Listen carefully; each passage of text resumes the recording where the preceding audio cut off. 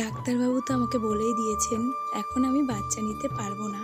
কথাটা শুনে আমার বর বলেছে, আমার তো একটা ছেলে আছে, আমার আর বাচ্চা লাগবে না, আমার বউ সুস্থ থাকলেই হবে। আমাকে 3 মাসের ওষুধ দিয়েছে, আবার ডাবল করে রক্তের রিপোর্ট করতে দিয়েছে। আমি তো মিতালি থেকে ইউএসজি করিয়েছিলাম, ডাক্তারবাবু বলেছে আরো ভালো জায়গা থেকে করতে হবে। তখন আমার বর জিজ্ঞাসা করলো, ডাক্তারবাবু তাহলে কোথা থেকে করালে ভালো হবে?